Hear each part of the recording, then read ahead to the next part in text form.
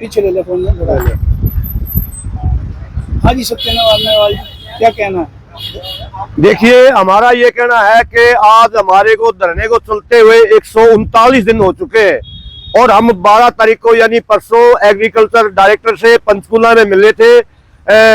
यहाँ हमारे को मुख्यमंत्री ने भी आश्वासन दिया, पूर्व मुख्यमंत्री ने भी आश्वासन दिया, लेकिन हमारे जाने से पहले वहाँ ऐसा कुछ नहीं था जो हमारी नजर में आया। और हम इरादा करके ये गए थे कि हम बहुत परेशान हो चुके हैं, हम दो हाथ करने के लिए गए थे, लेकिन जब डायरेक्टर साहब से हम मिले उनका रवैया किसानों के प्रति पॉजिटिव था, हम भी नरम पड़े और उन्होंने एक वायदा किया था कि 1 सप्ताह और 10 दिन का समय हमारे को दीजिए, हम आपका समाधान कर देंगे। अभी जो ज्वाइंट डायरेक्टर है जो मिश्रा जी है, अभी 15 मिनट पहले उनका फोन आया है और उन्होंने कहा है कि अपनी लिस्ट दे दीजिए, जिन जिन किसानों का अप्रूव्ड केस है कंपनी ने नहीं दिए हैं उनकी भी लिस्ट दे दीजिए और जो अप्रूव्ड नहीं है उनकी भी लिस्ट दे दीजिए।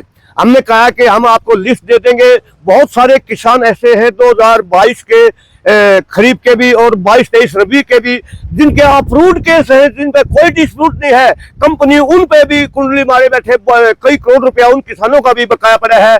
और 1079 जो केस है जिनका विवाद है, जो कंपनी ने जहां देने आगे, यानी कि मैं 2000 खरीफ 22 की बात करूं तो 26,000 किसानों ने सोनीपत में बीमा करवाया और 1752 किसान जिनकी फसल खराब होगी वो रिजेक्ट कर दिए थे।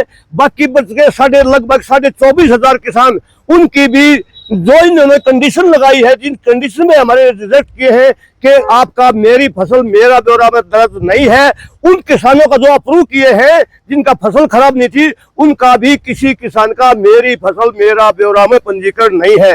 और कंपनी ने मात्र खरीफ 2022 में 250 किसानों को बीमा क्लेम दिया है, उनका भी किसी भी किसान का मेरी फसल मेरा बीमा में पंजीकरण नहीं है।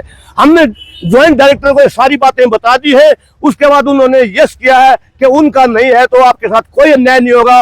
अब हमारे को ये उम्मीद है कि अब हमारा बहुत जल्दी क्लेम मिलने वाला है। अभी हम 1 घंटा के अंदर अंदर वो 250 किसान जो सोनीपत में 250 किसानों का बीमा क्लेम दिया है, उनका जिनका मेरी फसल मेरा में पंजीकरण नहीं है, उनकी लिस्ट अभी हम उनको भेजने वाले हैं।